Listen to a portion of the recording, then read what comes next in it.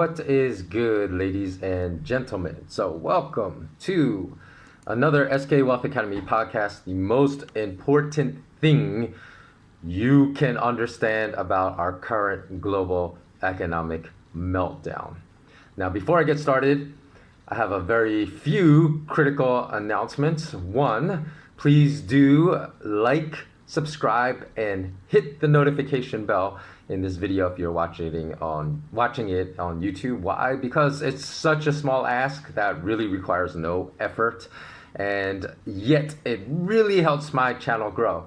So as you can see, my channel only has does not even have a couple thousand subscribers yet, and I do spend hours and hours on providing this valuable financial content online for free. So I'm just requesting this very small favor in return, because especially the content of this video, it's always going to be shadow banned. So that's why some of the most important financial news out there is some of the least listened to. So that's why I'm asking for that really small favor. Number two, I'm going to pause for a second right now to show you a screenshot of my news site, malamalama.com/WordPress.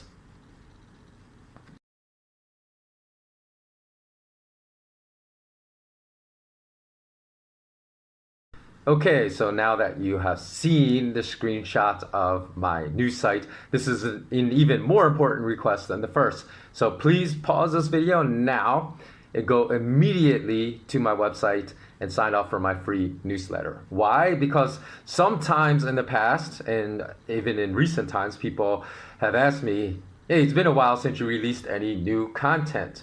And that perception is almost always false.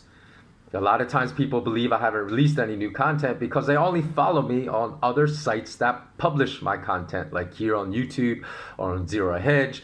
But I always release all my material on my news site and on my podcast channel. And a lot of times people miss out and think I am not releasing anything at all because they don't follow me on my websites. Now, why is this so important?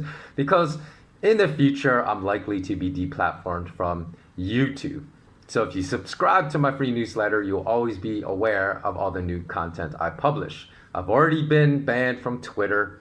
I may be banned soon from Instagram, although that channel I really don't post that much important information. But I've been receiving some weird messages this week, like you cannot log in to your account at this time. I don't know what is going on with that. And then I'll try a few hours later and I can. But I've received that message several times. So maybe I'm about to get deplatformed from Instagram. And I'm almost positive that I will be deplatformed from YouTube in the future. So in order for us to stay in touch, it is essential that you subscribe to my free newsletter to constantly be aware of all the new content I publish.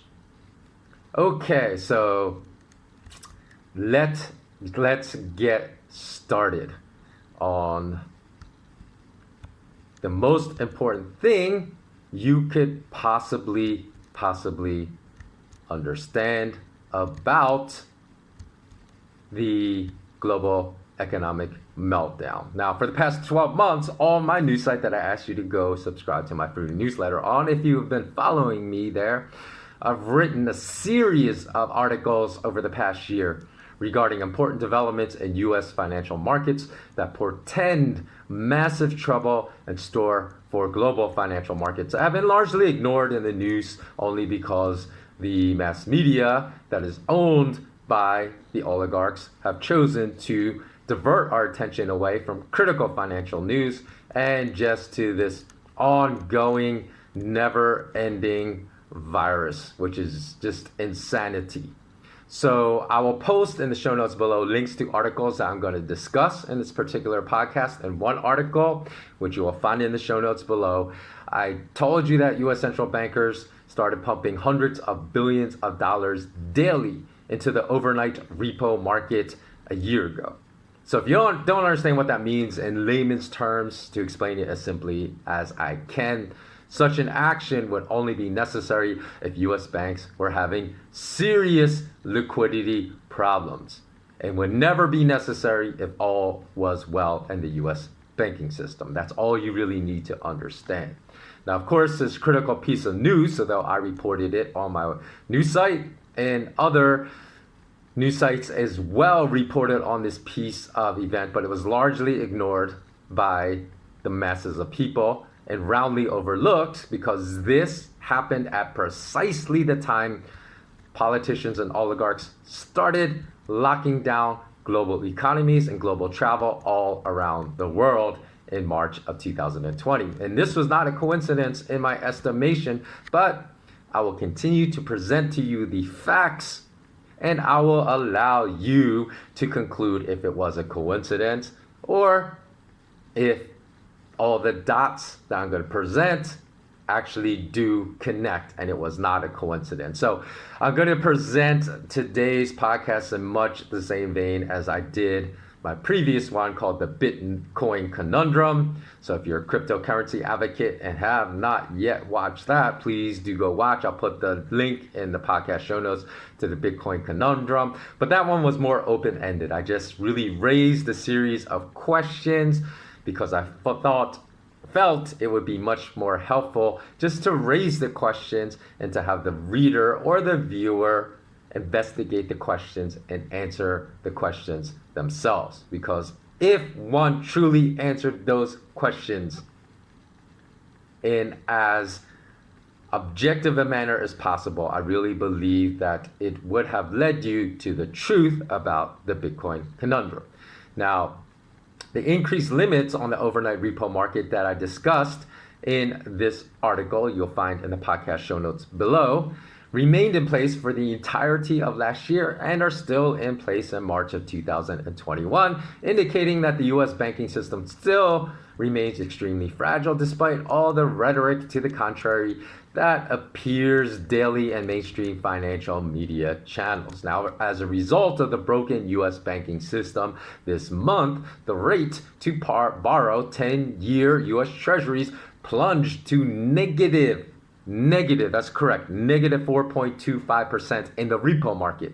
So this is not to be confused with yields on the 10-year treasuries in the regular markets, which soared to 1.64%. Actually, to say soar is really an incorrect statement because even at 1.64%, it's incredibly low. It's just it's just soared in the fact that it more than tripled in rate since last August of last year. So in any event, that 1.64% yield is still multiples lower than real inflation. So on a real net yield basis, adjusted for real inflation, it's still significantly negative. So this development added to the multitude of red flags that keep popping up regarding widening cracks in the foundation of US and thus global financial markets, despite the fact that most of us continue to ignore these red flags and obsess, as a mass media has ordered us to do, about a particular virus.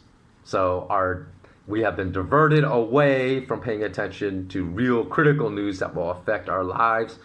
And even though, of course, I understand all the restrictions and all the mandates that have resulted from this virus that obviously affects a lot of our lives, but I mean from a financial standpoint, even those of us who have been financially ruined by these economic lockdowns, what is coming next from the implosion of the global financial system will be far more grave and serious than even the economic destruction that has been unleashed by these lockdowns. So while the SOFR, for those of you that don't know what that stands for, that's the secured overnight financing rate, has returned to nearly zero, as it should be, because it spiked to an absurd 5.25% in September of 2019. The reason why global lockdowns, after the oligarchs all told us it was only going to last 2 weeks, have lasted a year and counting now, should start to become clear.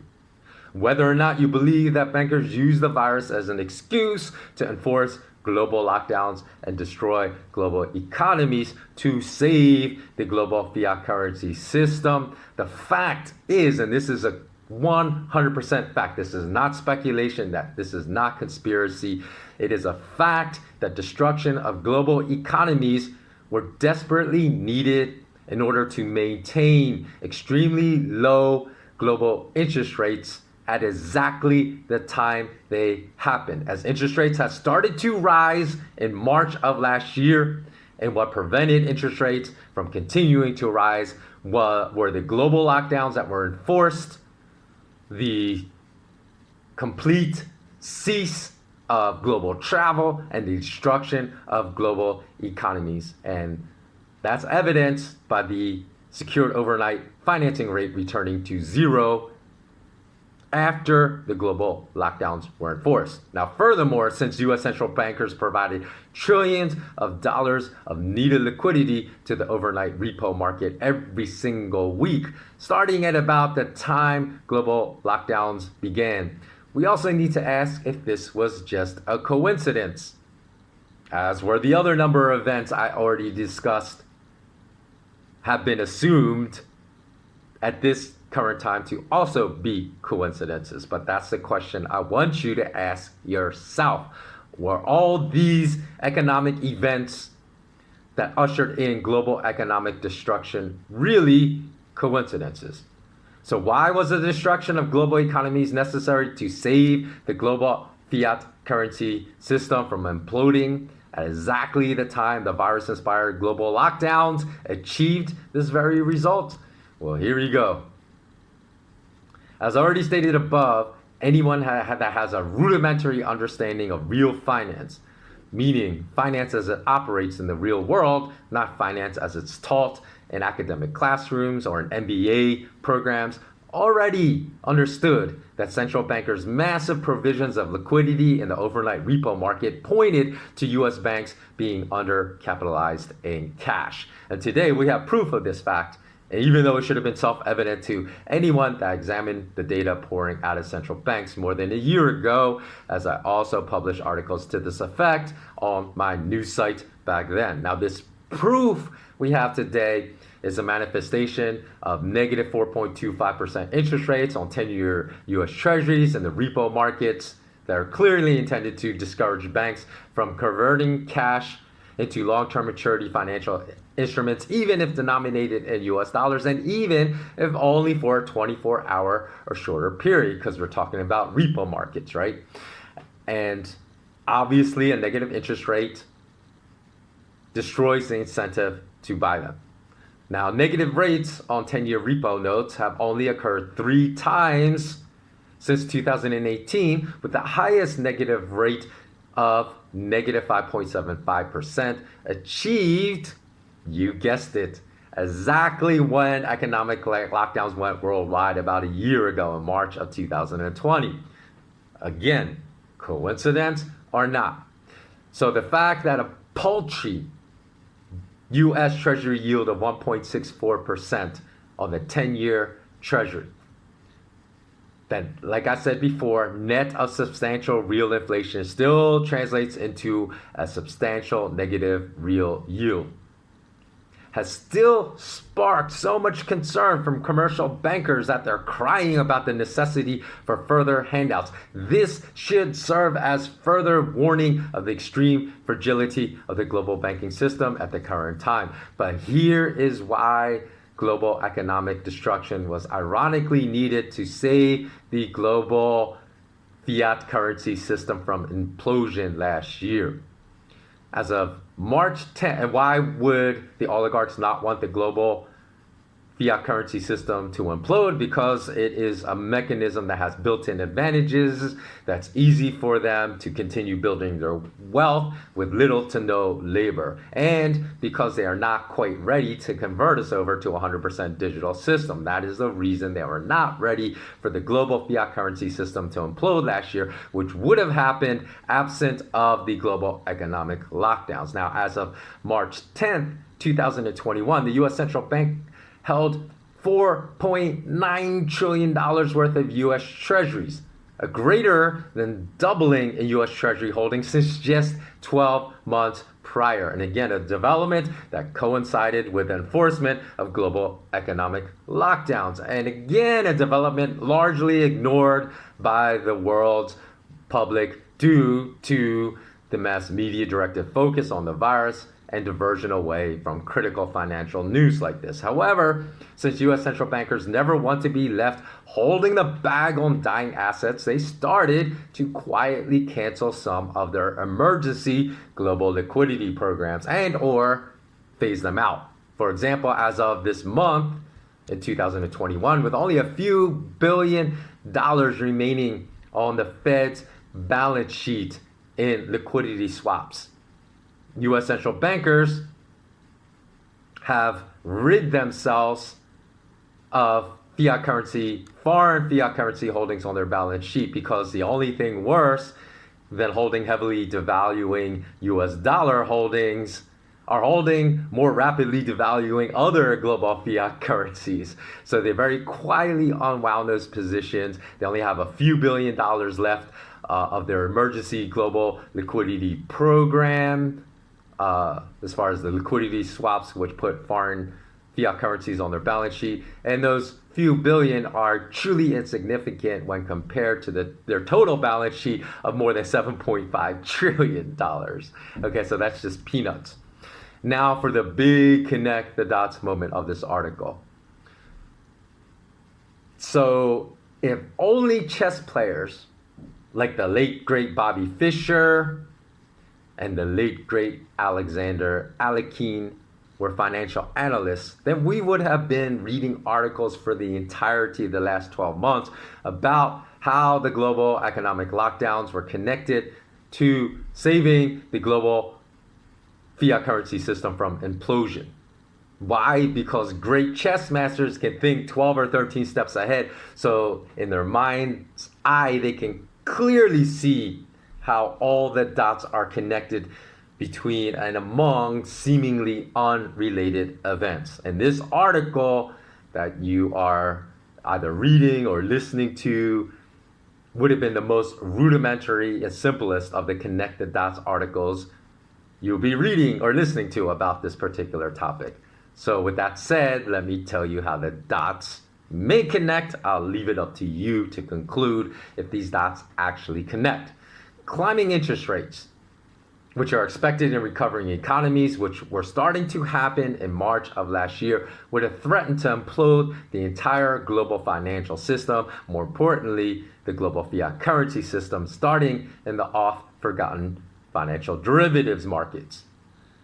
Now, for those of you that are SK Wealth Academy patrons and have not read the April 2020 article that is accessible only to you, in which I connected the dots for how rising interest rates would implode the global financial system, I implore you to read that article if you have not yet read it. That article was titled, which you can find on the Patreon platform, "The Biggest Undiscussed, Undisclosed Risk in the Global Financial System." And again, I released that to you in April of 2020. And I also would recommend that you also listen to the Patreon only podcast about how central bankers manufactured the silver price smash this past February of this year, because both go hand in hand, as rising silver and gold prices serve as a weather vane for exposing higher inflation in economies, no matter what central bankers tell you, because they always tell us these absurd inflation statistics that are not truthful, in an opposition to much underreported official inflation rates, right, which bankers report in every nation, because they always significantly underreport inflation rates with their official inflation rates in all nations worldwide. So for those not interested in understanding the mechanisms of how significantly higher interest rates would have imploded the global fiat currency system, do not worry. You only need to understand that they would have done so. And even in my referenced April 2020 article, I only explained in that Patreon-only article why it was necessary for central bankers to keep interest rates extremely low to keep the status quo going. Because recall that this was just in and around maybe a couple weeks later after the entire world was locked down because of the virus. So I had not yet realized, as we were only a few weeks into this global economic lockdown that started the month prior and was promised to last only a few weeks, that the global economic destruction caused by these lockdowns would be the mechanism used by the oligarchs to perhaps achieve their goal of extremely low interest rates. Now, they needed to achieve a goal of extremely low interest rates. So the question again remains, is it just a coincidence that the global economic lockdown started at the time interest rates started to rise, which threatened to implode the entire global fiat currency system? Now, why would it have threatened to implode the entire global economic system? Okay, now here's where we really get deep. So I'm going to note at this point and put a note in the show notes below. So for those of you that already read my article, you can skip to this point, which is all the new information not contained in my article. Number one, here's a really interesting thing. If after you listen to the entirety of this podcast, you conclude that it was not a coincidence, that the virus was deliberately used to create global economic destruction necessary to maintain extremely low interest rates so the global fiat currency system would not implode, then this would imply that the world is a stage. Why? Because as we all know, where did this virus originate? What has the mainstream media always told us?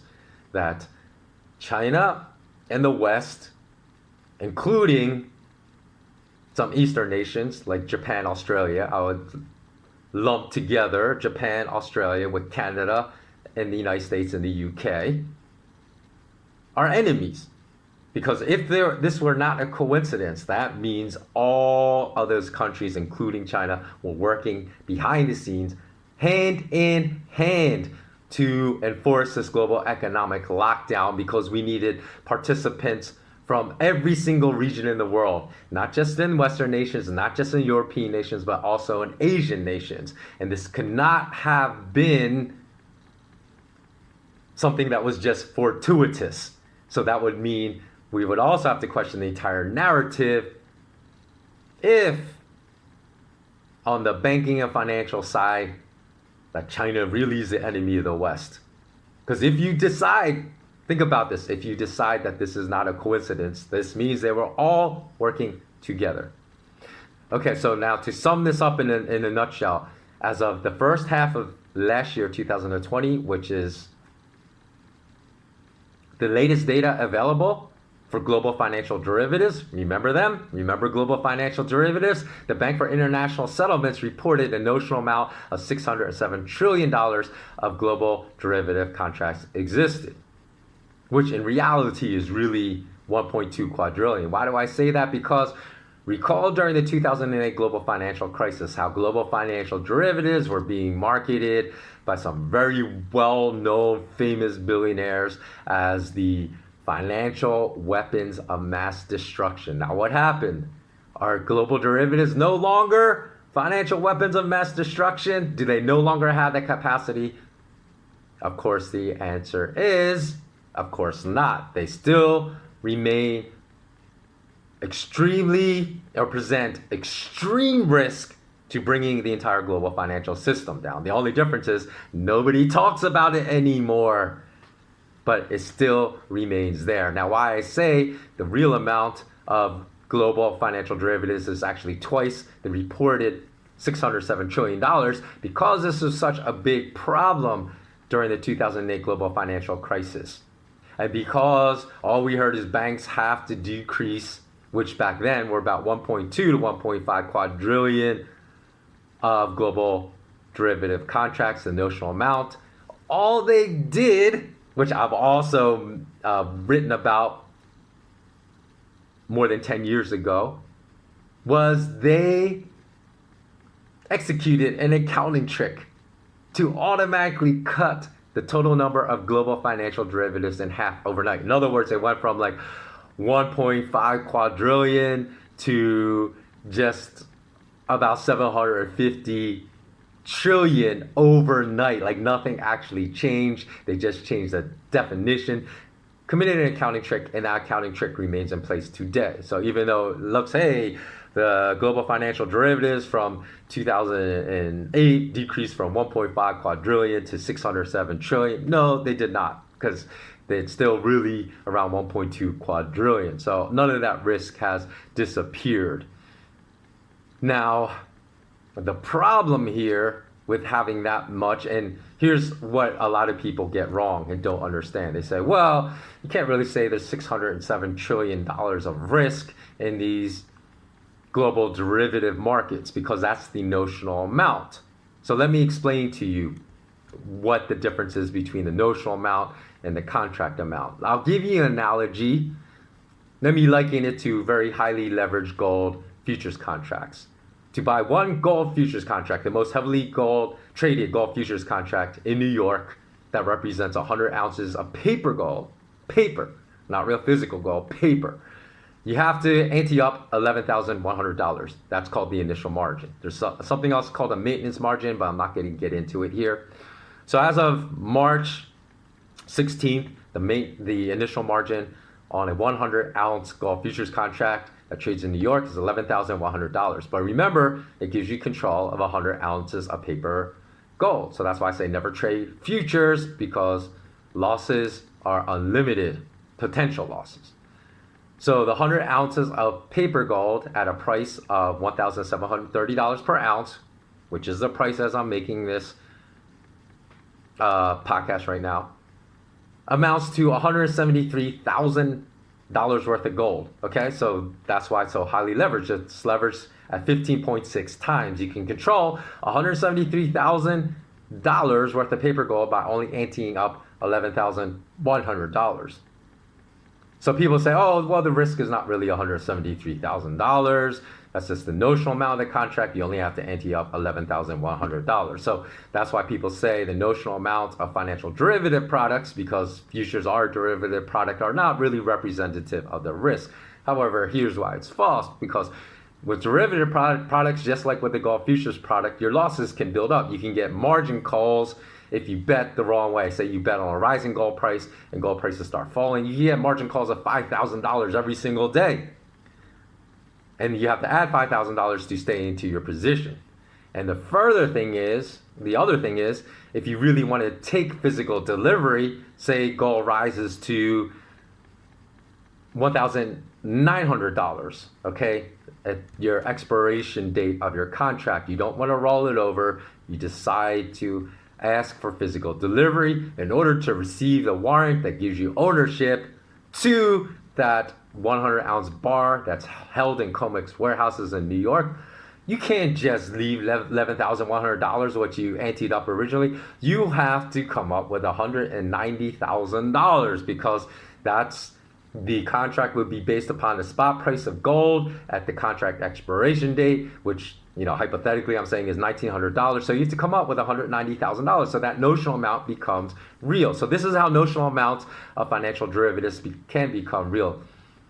Unlike the futures markets, if the contracts default, then the value of that contract goes to its notional amount. The problem was rising interest rates were threatening to cause default in hundreds of trillions of dollars worth of financial derivative contracts. I told you the notional amount is 1.2 quadrillion. People say it's not a real number. It is real if the contracts default. What would it cause hundreds of trillions of those financial derivative contracts to default? Rising interest rates. That's why we cannot have the rising interest rates that started in March of 2020 continue, because it would have caused a complete implosion of the global fiat currency system. So because people don't understand, like people can't even understand what is $1 trillion, right? Because even $1 billion, you ever see like in a bank heist movie where they're taking out duffel bags, like say in Heat with De Niro and Pacino, you have people holding out bags of $1 million of cash and $100 notes, right? Those are duffel bags, right? A billion is a million of those duffel bags. So think of a trillion. A trillion is a billion of those duffel bags. And now think of a quadrillion. This is so you can understand the risk that is inherent in these financial derivative markets. We're talking about 1.2 quadrillion notional amount of financial derivative contracts at risk. Of course, not all of them are tied to the interest rates, but I told you hundreds of trillions of dollars were. So let's just talk about trillions. So you can understand what that means, because people, even $1 trillion, people cannot visualize that or intellectually understand what $1 trillion represents. Let me break it down for you so you can. Okay, consider one day, right? Then consider 1,000 days, because everything we're multiplying by 1,000, right? 1,000 days is what? Less than 3 years. But let's multiply 1,000 by another 1,000. You go to 1,000,000. Here's the difference between 1,000,000 days and 1,000 days. I told you 1,000 days is less than 3 years. 1,000,000 days is 274 years. So just that factor of 1,000 going from 1,000 to 1,000,000 is the difference between less than 3 years and 274 years. How about 1,000,000,000 days? What is 1,000,000,000 days? Now let's skip over 1,000,000,000 days, because I told you I want you to understand 1,000,000,000,000 days. Remember, 1,000,000 days represents 274 years. How many years do you think 1,000,000,000,000 days represents?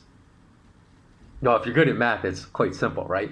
1,000,000,000,000 days represents 274 million years. So the difference between 1,000,000 days and 1,000,000,000 days is literally 274 million years. So remember, hundreds of trillions of dollars were at risk if interest rates continue to rise. That's why the implosion of hundreds of trillions of dollars, even in the notional amounts of derivative products, would have been a complete financial Armageddon. Guess what prevented that from even being a possibility? Because interest rates would have needed to surge significantly higher from the rates they were surging at in March of last year. But if they continue surging, as we all know in financial markets, when you lose control, things can completely spike. Because remember, I started this podcast talking about how SOFR rates spiked to an absurd 5.25% in 2019, when that interest rate should be zero. So that would have been disastrous.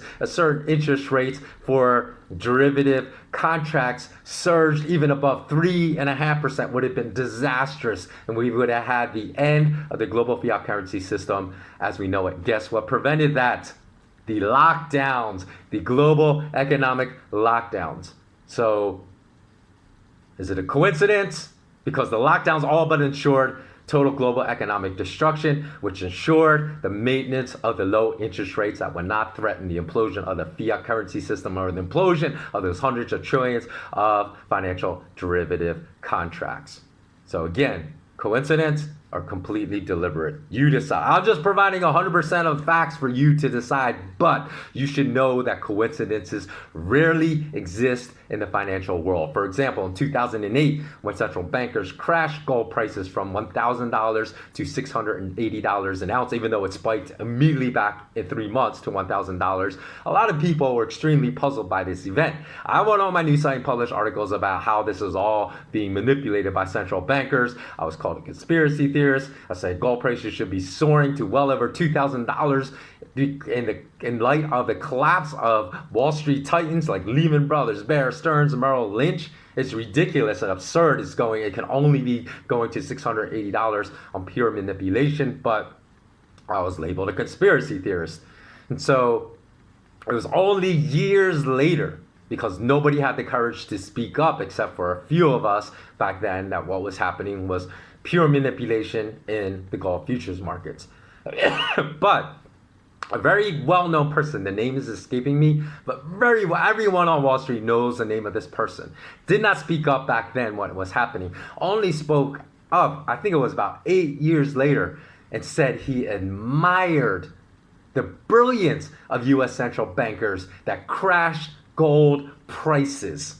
And just because this famous person said it, all of a sudden everyone said, oh, okay, I didn't really think gold futures prices were manipulated by central bankers back then. But because this really famous Wall Street money manager who knows how markets actually worked and looked at what happened during those prices said it happened, now I'm going to believe it happened. So Coincidences, like I said, it was not a coincidence that gold prices crashed in contrary to what should have happened back then. I'll give you a second coincidence, right?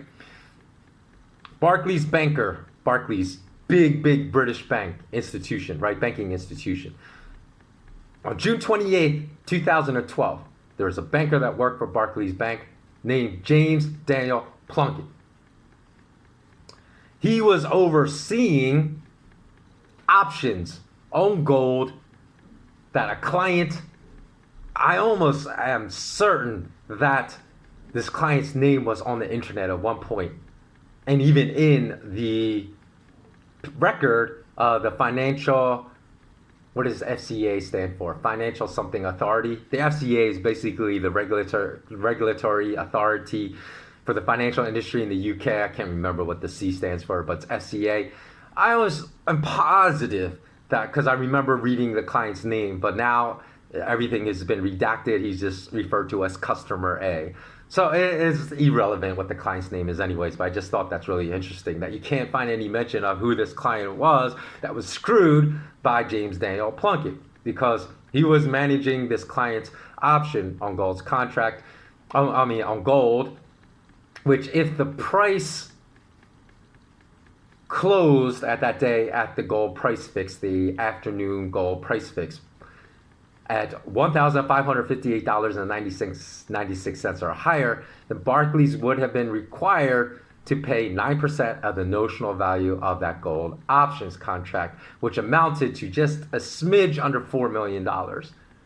So what happened that day, I believe, gold fell a significant amount. I can't remember if it was like $20 or $30 an ounce, but it fell a significant amount into that gold price fix that day on no significant news whatsoever. So customer A was smart enough to know, as I said, that coincidences simply do not happen in the financial world. There's always some puppet master behind manipulating the prices, causing things to happen. So whereas an uneducated, non-intellectual would have just been out of that $4 million, this guy went digging. He discovered that this Barclays banker had indeed manipulated the price of gold, caused it to close below the price that would have paid him this $4 million. So he was paid out that for approximately $4 million plus damages. He got a reward of damages for fraud that Barclays Bank committed. So remember, with those two particular instances, when you're trying to determine whether or not